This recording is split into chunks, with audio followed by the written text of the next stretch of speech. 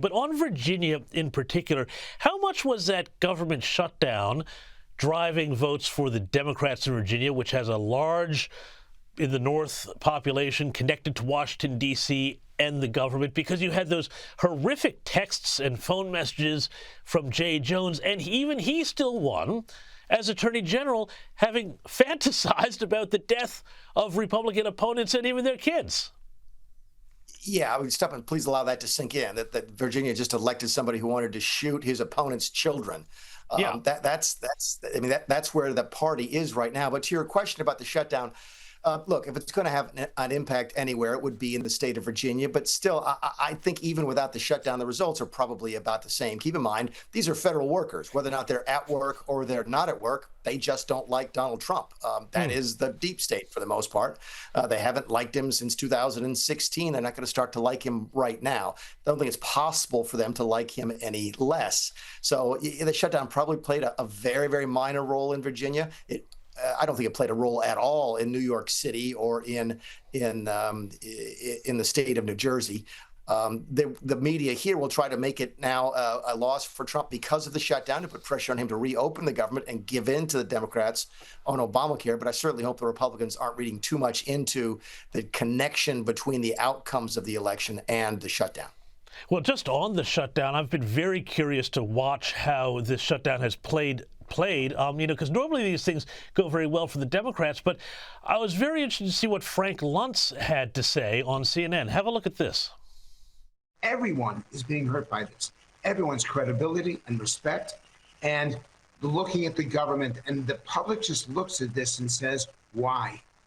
Why can't you find some agreement? Why can't you give? Why can't you cooperate? It is hurting the Republicans, but it seems to be hurting the Democrats even more. And this week we are going to have air traffic control dialed back by 10%, air flights dialed back by 10% at major airports. This is really going to start to bite once you start to cut flights and things like that. People are going to feel this now. They are. Frank is a good friend, has been for a long time, and he and I have had this conversation many times. He's right, but he's not exactly right. He says the public is upset, and that's true, but the public doesn't vote.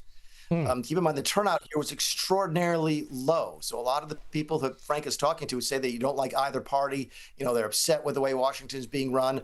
Those generally are not the people that show up in these off-year elections. It's the base that votes, the really hardcore right and the hardcore left. It's sort of in that sense, then, James, like a primary election. Not exactly the same, but it sort of trends that way. And I got to tell you, the Democrats think they're winning the shutdown. Republicans think they're winning the shutdown. That's why I just don't think the shutdown, to counter to what Frank would suggest, had much of anything to do with his outcome here. Yeah, no, I think you're probably right there. But just, moving forward with the shutdown, you've got other issues as well. You've got the filibuster and the people saying that maybe Donald Trump should end this filibuster rule around, the vote to get the government moving again. Explain to our friends here in Australia who may not be across the ins and outs what this word means and why it's so important for getting the government funded again. Yeah, it's important for a lot of different things. It's essentially a rule that requires any piece of legislation, with certain exceptions, any piece of legislation in the Senate to obtain 60 votes. So unless a party has 60 votes, it means that anything coming out of the Senate needs to be bipartisan. It's not constitutional, by the way. In fact, it's not even that old. The current filibuster rule was created in the 1970s. It used to be that a senator had to talk in order to filibuster or prevent a vote. That's the old movie, if you're familiar with it, down there, called Mr. Smith Goes to Washington with Jimmy Stewart. But that rule changed in the 1970s, and essentially senators can now just tell everybody that they would talk about it. That constitutes a filibuster, and it essentially means that every vote needs 60 votes. Trump doesn't like it. I don't like it. There's a lot of folks in the Senate who do like it. Here's the critical part, though, James. To your point, Trump can't change it. Trump cannot change it. He has no authority whatsoever to change it. This is an internal rule of the Senate. The Senate itself has to agree to change this. And we tried to put pressure on them in the first term to get the filibuster to allow us to redo Obamacare. We've tried again now to try to allow us to reopen the government. And the Senate, in many ways, cares a lot more about that filibuster than a lot of other things. So I don't think the filibuster rule is going to change. And it's certainly not going to solve the problem we have today with the shutdown. But strategically speaking, though, I mean, there could be some time in the future when the Democrats have a small majority in the Senate. And if you got rid of that rule now, then Republicans would lose a big handbrake in the future on, whatever radical things they wanted to try.